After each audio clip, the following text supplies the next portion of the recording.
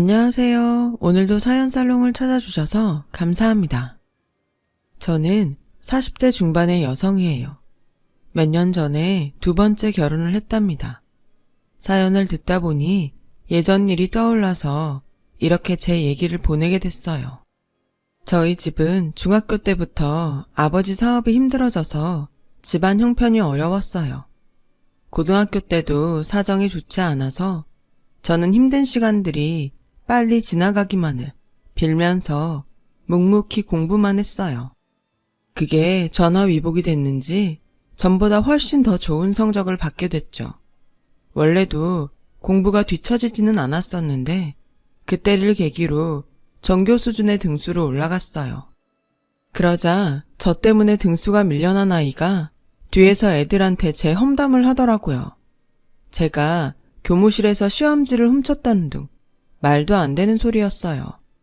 저는 그 말에 신경도 안 썼어요. 그 말을 그대로 믿고 저를 안 좋게 보는 애들보다는 아닌 애들이 훨씬 많았으니까요. 무난하게 좋은 대학에 갔고 저희 집 문제가 조금씩 풀리기 시작했어요.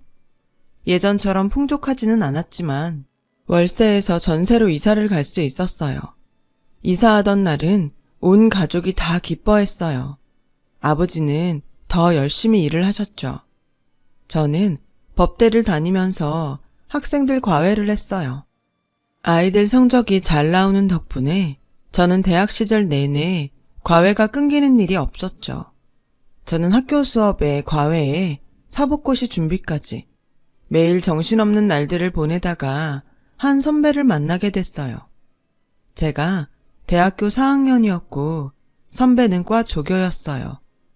밤 늦게까지 학교 도서관에서 공부를 하다가 가끔 조교 일을 도왔어요. 선배는 언젠가부터 저에게 호감을 표시해왔지만 저는 그 마음을 받아들일 수가 없었어요.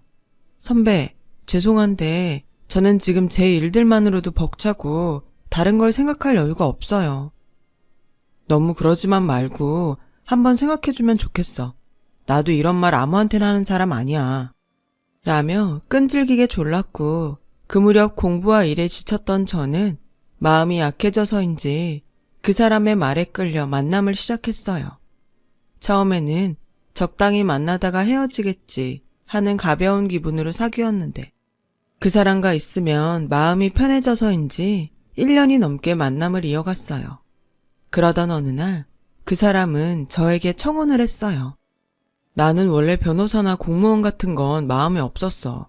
그래서 대학원에서 공부 좀 더 한 거고 이제 이렇게 대기업 인사팀도 들어가게 됐으니 서영이 너랑 결혼하고 싶어. 근데 난 계속 사법고시 준비하고 싶어. 결혼하면 그게 힘들 것 같은데? 걱정하지 마. 내가 너 계속 공부할 수 있게 도와줄게. 라고 자신 있게 말하는 모습을 믿었죠. 저와 그 사람은 양가 상견례부터 시작해서 계획대로 결혼 준비를 했어요. 그 사람은 아버지가 몇 년 전 돌아가시고 어머니만 있더라고요. 형제는 여동생이 한 명 있었는데 저보다 1살 어렸어요. 오빠랑 같은 대학 같은 과면 공부는 잘했나 보다. 조카가 머리 나쁠 일은 없겠네. 말하는 내용이나 무턱대고 반말하는 게 기분이 좋지는 않더라고요. 결혼식 당일이 돼서 식을 마치고 신혼여행을 떠날 시간이 돼서 양가 부모님에게 인사를 드리는데 신우가 시어머니 귀에 대고 뭐라고 하더라고요. 신우는 자꾸 저를 흘끔대며 얘기를 했고 시어머니는 점점 표정이 안 좋아졌어요. 신혼여행 내내 두 사람이 마음에 걸렸지만 크게 신경 쓰지는 않았어요. 제가 무슨 흠잡힐 만한 일을 한 게 없었으니까요. 그런데 신혼여행을 갔다 와서 시댁에 인사를 하러 갔더니 시어머니와 신우의 태도가 완전 변했더라고요. 두 사람은 저한테 노골적으로 찬바람을 쌩쌩 일으켰어요. 남편도 이상한 분위기를 눈치챘죠. 대체 두 사람 다 왜 이러는 거야? 우리가 뭐 잘못하기라도 했어? 오빠, 혹시 저 여자 학교 다닐 때 어땠는지 알고 결혼한 거야? 성적 올리려고 교무실에 들어가서 시험지 빼돌리고 그랬대. 그뿐만 아니라 저 여자네 집 완전 못 살아서 반지하에서 사는데 명품 가방 메고 다녀서 그것도 훔쳤다고 말 많았다더라. 저는 너무 기가 막혔어요. 오해예요. 갑자기 오른 성적 때문에 말도 안 되는 소문이었어요. 애들은 대부분 믿지도 않았고요. 제가 갖고 다녔던 명품 가방은 어릴 때 아빠 친구분한테 선물 받은 걸 학교 다닐 때 처음부터 갖고 다녔던 거예요. 누가 그런 얘기를 했는지 모르겠지만 저한테 한번 물어보기라도 했었어야죠. 내가 그쪽하고 같은 고등학교를 나왔더라고. 학년이 달라서 몰랐는데 결혼식에 온 내 친구가 당신 알아보고 나한테 얘기해 준 거야. 자기 언니가 같은 학년이었다는데 유연주라고 알아? 저는 기억도 안 나는 애여서 모른다고 했죠. 그랬더니 두 사람은 더 의심스러운 눈으로 저를 쳐다봤어요. 모르는 사람이 그런 일로 널 기억할 정도면 말 다 한 거 아니냐? 무엇보다 기분 나쁜 건 니네 집이 잘 사는 척하고 거들먹거렸다는 거야. 니네 친정집도 전세라며? 아니, 니네 부모님은 뭘 했길래 그 나이 되도록 집 한 칸도 자기 걸 마련 못했냐? 이건 뭐 우리 성준이 뒷바라지는커녕 빨대 꽂지 않으면 다행이지. 라는 시어머니 말에 남편은 그런 말이 어딨어? 그리고 다들 왜 지난 일로 그러는지 모르겠네. 학교 다닐 때 있었던 일로 이러는 건 좀 유치하지 않아? 성희 너는 학교 다닐 때 말썽 안 피웠어? 그리고 엄마, 장인어른 그런 분 아니야. 지금 하시는 일도 잘 되고 있고. 네 말이 맞다고 해도 나는 좀 그렇다. 뭔가에 된통 속은 기분이야. 내 말이 그거야, 오빠. 무조건 저 여자 편 들려고만 하지 말고 우리 입장에서 생각을 해보라고. 라며 두 사람은 막무가내였어요. 결국 험악한 분위기로 시댁을 나와서 신혼집으로 왔죠. 난 진짜 억울해. 오빠 그 말들 믿는 거 아니지? 난 정말 그런 적 없단 말이야. 다 지난 일인데 했으면 어떻고 안 했으면 어때? 지금이 중요하지. 네가 앞으로 어떻게 사느냐가 더 중요하고. 저는 너무 답답해서 정말 아니라고 했지만 남편은 반신반의하는 것 같았어요. 신혼생활은 시작부터 힘들었어요. 남편이 공부할 수 있게 해주겠다고 했지만 저를 아무 때나 불러대는 시어머니와 시누이 때문에 공부 시간을 제대로 가질 수가 없었어요. 남편은 처음엔 어떻게 조율해 보려고 하더니 곧 귀찮아했어요. 그건 네가 좀 알아서 요령껏 하면 되잖아. 엄마랑 성희가 불러도 집안일이 안 끝났다고 하든지 뭐든 네가 하기 나름 아니야? 어째 다른 일에는 똑 부러지는 것 같더니 이렇게 곰처럼 굴어? 그런 게 통했으면 내가 이런 말을 하겠어? 나한테 공부할 수 있게 해준댔잖아. 지금 이게 내 잘못이야? 나는 분명히 너 공부하라고 다른 일 안 해도 된다고 하잖아. 이건 전적으로 네가 엄마랑 손발이 안 맞아서 그런 거지. 자꾸 내 탓하지 마. 문제는 또 있었어요. 신우는 툭하면 저를 거짓말쟁이 취급하며 무시했어요. 새언니, 혹시 대학도 기부금 입학 이런 거 한 거 아니야? 아니지. 친정이 거지구나. 대체 그 대학은 어떻게 간 거야? 저는 시댁에 수시로 불려가서 파출부처럼 온갖 일을 하면서도 말도 안 되는 소리까지 들어야 했어요. 시어머니는 걸핏하면 친정을 얕보는 말을 했고 저는 스트레스가 있는 대로 쌓였어요. 당연히 공부는 머리에 들어오지 않았죠. 그렇게 결혼한 지 얼마 되지도 않아서 저와 남편 사이의 골은 깊어져 갔어요. 남편은 대놓고 제게 짜증을 내기 시작하는 거예요. 고시 공부한다고 해서 집에 있는 거 봐줬더니 맨날 불평이나 하고 공부도 안 하잖아. 이럴 거면 취직을 해. 요즘 너같이 집에서 노는 사람이 어딨어? 다 맞벌이 하는 시대에 나만 뼈 빠지게 벌어서 너 먹여 살리는 건 아니잖아. 나한테 고시 공부 시켜주겠다고 약속한 건 오빠야. 그걸 어머니랑 동생 핑계대고 네가 알아서 하라는 식인 거잖아. 여태까지 내가 공부할 수 있게 오빠가 해준 게 뭔데? 뭐? 일? 그래, 나도 일하고 싶어. 근데 내 일은 고시에 합격해야 할 수 있는 일이잖아. 내가 진짜 너한테 말 안 하려고 했는데 고시에 아무나 붙는 줄 알아? 너는 어떻게 네가 고시에 합격할 거라고 생각하는 거야? 넌 가만 보면 너 스스로를 너무 대단하게 생각하는 것 같더라. 나도 포기한 걸 너는 무슨 자신감으로 될 거라는 거야? 저는 뼛속까지 저를 무시하는 남편의 태도에 너무 화가 나고 억울했어요. 왜? 열심히 하면 되는 거지. 해보지도 않았는데 어떻게 그런 말을 해? 그러다가 그 사람의 속내를 알게 되는 일이 있었어요. 제가 친정에 가서 하룻밤 자고 온다고 했다가 밤 늦게 돌아온 적이 있었어요. 현관문을 여는데 거실 불이 환하게 켜져 있고 시끌벅적하더라고요. 남편과 웬 남자 셋이 제가 온 것도 모를 정도로 시끄럽게 떠들면서 술을 마시고 있었어요. 야, 성준이 너는 여자 집이 사업해서 돈 좀 있겠다. 나는 그런 거 하나도 없는 사람이랑 결혼해서 아주 짜증난다. 나도 짜증나. 걔네가 뭔 사업한다고 하길래 잘해본 건데 예전에 한번 쫄딱 망해서 완전 거지꼴이었다지 뭐야. 이제 겨우 먹고 살만하다고 하는데 이건 뭐 사는 집도 전세라는데 내가 당한 것 같아 아무래도. 이런 얘기 한 번을 안 하니 알 수가 있어야지. 니네 둘은 결혼하기 전에 처가 재정조사 철저히 해라. 밖에서 듣고 있던 저는 억장이 무너졌어요. 저는 너무 창피해서 그날 결국 집에 들어가지 못했어요. 근처 모텔에 들어가서 밤새 잠도 안 자고 펑펑 울기만 했죠. 나중에 들으니 그 남자들은 남편 고등학교 동창들이라고 하더군요. 남편과 동창들은 그렇게 같이 있으니까 무슨 날라리들 같았어요. 저는 남편한테 그날 말한 걸 따졌지만 꿈쩍도 안 하더군요. 오히려 제게 화를 내며 왜 남들이 얘기하는 걸 몰래 엿듣고 그래? 진짜 갈수록 이상한 행동만 하네. 아 진짜 기분 나빠. 앞으로 다신 그런 짓 하지 마. 그땐 가만히 안 있을 거야. 저는 그제야 제가 결혼을 잘못했다고 뼈저리게 후회했어요. 그리고 매일 이혼을 할지 말지 갈등하게 됐죠. 그러다가 신우이의 결혼 상대가 집에 오는 날이 다가왔어요. 원래 더 일찍 할 생각이었는데 저와 남편 결혼 때문에 미뤘다고 하더라고요.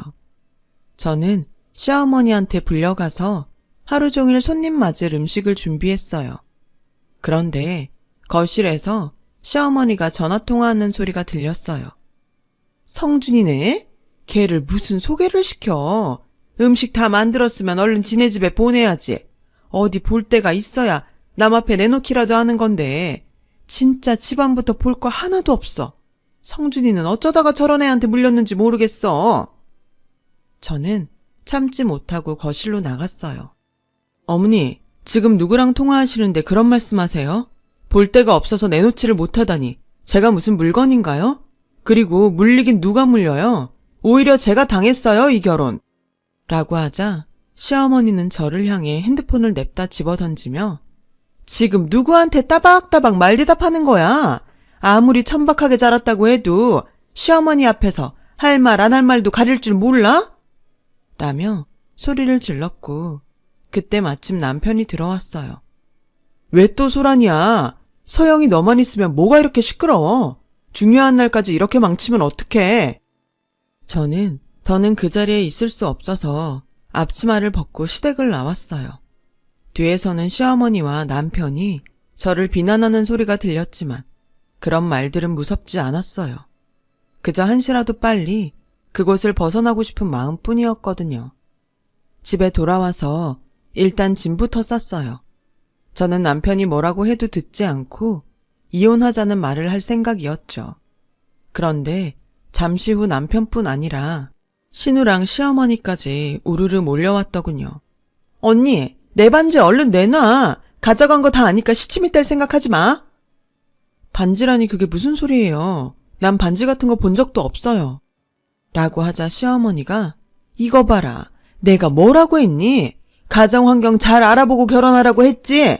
성준이 너 그런 거 상관없다고 네 맘대로 하더니 결국 이 사단이 나잖아. 아니 집안에 도둑을 들였으니 동네 창피해서 고개도 못 들고 다니겠다. 글쎄 전 그런 적이 없대도요. 제가 부엌에서 죽어라 일만 했는데 반지 같은 걸 가져갈 시간이 어딨겠어요. 라고 하자 남편은 갑자기 제 가방을 풀기 시작했어요. 저는 너무 어이가 없어서 가방을 뺐으며 이게 뭐 하는 거야? 오빠도 날 못 믿어? 어떻게 이럴 수가 있어? 그러니까 증명해 보이면 되잖아. 안 가져갔으면 가방을 봐도 상관없잖아. 아니, 난 안 가져간 거 맞고 가방도 못 뒤져. 난 오빠도 이해할 수 없어. 처음부터 내 말은 하나도 안 믿고 자기네 식구 말만 믿는 거야? 오빠 원래 이런 사람이었어? 라고 하자 신우는 저 말하는 것 좀 봐. 자기네 식구래. 와, 진짜 이렇게 막대 먹을 수가 있어? 시댁 식구한테 저렇게 함부로 말하는 사람 난 친구들한테도 들어본 적 없어. 라며 펄펄 뛰었고 시어머니는 저한테서 가방을 뺏어서 물건들을 다 꺼냈어요. 하지만 가져가지도 않은 반지가 나올 리 없었죠. 신우와 시어머니는 끝까지 사과 한마디 안 하고 집으로 돌아갔고 저는 그 길로 집을 나왔어요. 네가 가져가지 않은 게 증명됐잖아. 그게 더 중요한 거 아니야? 이런 일로 일일이 집을 나가면 어떻게 살려고 그래? 아니, 나를 믿지 못하는 게 더 문제지. 사사건건 무시하고 도둑 취급하는 사람들하고 어떻게 살아? 나 오빠랑 안 살아. 그렇게 저의 짧은 6개월의 결혼 생활이 끝났어요. 아버지한테는 이혼하게 된 이유를 사실대로 얘기하지 않았어요. 그러면 자신을 탓하시면서 마음 아파하실 것 같았거든요. 엄마도 제가 자세히 얘기를 하지 않아서 대충만 알고 계셨어요. 저는 미친 듯이 공부에만 파고들었고 그 결과 3년 후에 사법고시에 합격했어요. 엄마는 저를 붙잡고 우셨어요. 예전 일들 다 잊고 너 하고 싶은 거 다 하면서 살아. 이렇게 잘할 수 있는 우리 딸을 괜히 이상한 집에 시집 보냈어. 그게 왜 엄마 때문이야. 결혼은 내가 한다고 한 거잖아. 엄마 말대로 나 다 잊었어. 걱정하지 마. 저는 중견법률사무소에서 일을 시작했고 거기서 인정을 받아서 몇 년 후에는 좀 더 큰 로펌으로 옮길 수 있었어요. 변호사가 되고 몇 년 동안을 거의 일만 했던 것 같아요. 로펌으로 옮기고 나니 뭔가 제 목표를 달성했다는 기분도 들고 마음에 여유가 조금씩 생기더라고요. 어느 날 제 앞으로 회사 자금 횡령 소송건이 들어왔어요. 저는 서류에 적힌 피고인의 이름을 보고 깜짝 놀랐어요. 전 신우 이름이었거든요. 어떻게 된 건지 살펴보니 신우와 전 남편은 신우 남편이 운영하는 회사에서 일했는데 둘이서 자금을 빼돌려 부동산을 산 정황이 있더군요. 전 남편은 대기업을 그만두고 신우 남편의 회사에서 이사 명함을 달고 있더라고요. 고소인은 투자자였는데 신우 남편은 회사 부도 처리를 하고 잠적했다고 해요. 저는 제가 이 사건을 맡으면 남편과 이혼한 전력 때문에 분리할 수 있어서 맡지 않기로 했어요. 대신 한 번은 투자자와 같이 신우와 전 남편을 만나러 가기로 했죠. 저는 투자자에게 제가 그 사람들과 어떤 관계였는지 대충 이야기하고 다른 변호사가 맡도록 해드리겠다고 설명했어요. 저와 투자자가 약속 장소에 가자 신우와 전 남편은 저를 보고 놀라더군요. 아니, 저 여자가 어떻게 여기, 저 여자랑 무슨 사이예요? 뭔데 여기까지 데리고 나와요? 이봐, 이게 대체 어떻게 된 일이야? 저 사람 누군지 알아? 누구긴 내 변호사지. 윤 변호사님, 이리 앉으시죠. 투자자가 저를 깍듯이 대하며 자리까지 안내하자 두 사람은 얼굴이 하얗게 질렸어요. 저는 오늘 사건 접수했다는 말씀만 드리러 나왔습니다. 소송 진행은 다른 변호사님께서 하실 거예요. 굳이 내가 오늘 나온 건 당신들 절대 못 이길 거고 구속될 거니까 그런 줄 알라고, 각오하라고 말씀드리러 온 거예요. 그럴 증거가 있어? 이거 다 이 자식이 우리 모함하는 거라고. 라며 전 남편이 소리치길래 저는 말씀 함부로 하지 마시죠. 반말도 하지 마시고요. 김성준 씨는 자기가 서류를 완벽하게 위조했다고 생각하는 모양인데 변호사나 경찰이 그렇게 호락호락한 줄 알아요? 하긴 사법고시 근처에도 못 가본 사람이 뭘 알겠어요. 앞으로 저희 의뢰인한테 함부로 굴지 마세요. 그렇게 자리를 나왔고 다음날 전 남편은 저를 찾아왔어요. 이건 진짜 다 오해로 생긴 일이야. 걔가 내 친구인데 지금 화가 좀 나서 그래. 이렇게 부탁할게. 학교에서 친구한테 모함당했다는 얘기도 직접 본 게 아니라 못 믿겠다는 분이 이렇게 증거자료들이 나오는데 그런 말을 믿길 바라세요? 옛날 일 가지고 앙심 품고 이러는 거야?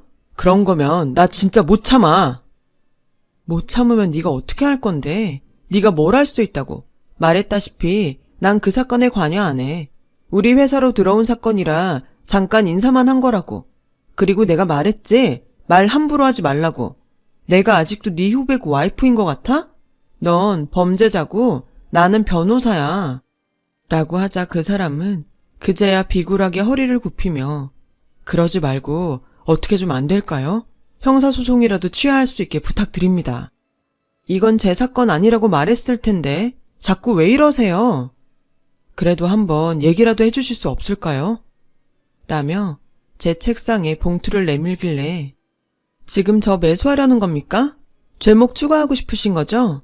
그런 거 아니면 이거 갖고 당장 나가세요. 이깟 돈 저는 필요 없으니까요. 라고 소리를 지르자 전 남편은 다른 사람들이 들었을까봐 겁을 먹으며 돈 봉투를 가지고 쏜살같이 내빼더군요. 그러더니 신우는 저한테 전화를 해서 사정했어요. 새언니, 저희 한 번만 도와줘요. 예전 일로 속상한 거 있으면 다 풀어요. 지나간 거잖아요. 저는 하도 말 같지 않아서 전화를 그냥 끊었어요. 그랬더니 퇴근 시간에 회사 앞으로 저를 찾아왔더군요. 이렇게 얼굴 보고 얘기해야 될 것 같아서 왔어요. 하는데 뒤에 시어머니도 보이더군요. 시어머니는 꼭 어제 만난 사람처럼 제 손을 잡고 우리가 인연은 인연인가 보다. 이렇게 만나는 걸 보면 얼굴이 아주 좋아 보이네. 라길래 저는 손을 확 빼버렸어요. 뭐 하는 짓이에요? 김성희 씨는 자기가 고소당한 사건을 해결할 능력이 없어서 엄마까지 끌고 오시나요? 저한테 얘기해봤자 소용없다고 말했잖아요. 그 잘난 대기 오빠 친구들 중엔 변호사가 없어요? 그쪽하고 얘기하세요. 그러자 두 사람은 쭈뼛거렸어요. 전 남편은 동기들 사이에서 소문이 좋지 않아 다들 상대해주지 않은 지 오래였나 봐요. 저는 일부러 들으려고 하진 않았지만 같은 학교이다 보니 조금씩 알게 되는 게 있었죠. 비싼 돈 주고 선임한 변호사가 무조건 가서 선처해달라고 했다는 걸 보니 그 변호사도 이 문제가 자기가 어떻게 한다고 해서 해결될 수 있는 게 아니란 걸 안 거죠. 그러니 전 남편 식구들은 투자자와 저한테 번갈아가며 매달리는 거였어요. 나한테 이러는 거 정말 뻔뻔하다고 생각하지 않아? 당신들이 말도 안 되는 옛날 소문 같다가 나 억울하게 했던 거 기억 안 나? 그거 다 우리 집이 못 살았던 것 때문에 더 그런 거였잖아. 그런 것도 모를 줄 알았어? 그래놓고 이제 와서 뭐? 2년? 내가 지금까지도 제일 후회하는 게 당신들과의 악연이야. 이렇게 자꾸 찾아오면 나도 댁들 업무 방해죄로 고소할 거니까 그렇게들 알아. 라며 두 사람을 쫓아냈어요. 알고 보니 신우 남편은 전 남편 집안 돈을 싹싹 털어서 자기 회사에 투자하는 것처럼 해놓고 돈을 빼돌렸다더라고요. 그것 때문에 화가 난 전 남편과 신우가 회사 자금으로 다른 사람 이름을 이용해 부동산을 샀고요. 사기꾼한테 당했다고 똑같은 짓을 하다니 정말 어리석다는 생각만 들었어요. 얼마 안 가서 신우 남편도 잡혔고 신우와 전 남편도 구속이 됐어요. 시어머니는 자꾸 제게 와서 도와달라고 사정했지만 저는 거절했어요. 그렇게 그 집 식구들과는 완전히 인연을 정리하게 됐죠. 정말 사람 일 어떻게 될지 아무도 모르는 것 같아요. 그리고 저는 그 후에 좋은 사람을 만나게 돼서 결혼도 했고요. 3살이 된 귀여운 딸도 있답니다. 평범하게 보낼 수 있는 이 하루하루가 정말 행복합니다. 제 얘기는 여기까지예요. 들어주신 분들 모두 감사드리고요. 행복한 하루 되셨으면 좋겠어요. 좋은 시간 되세요.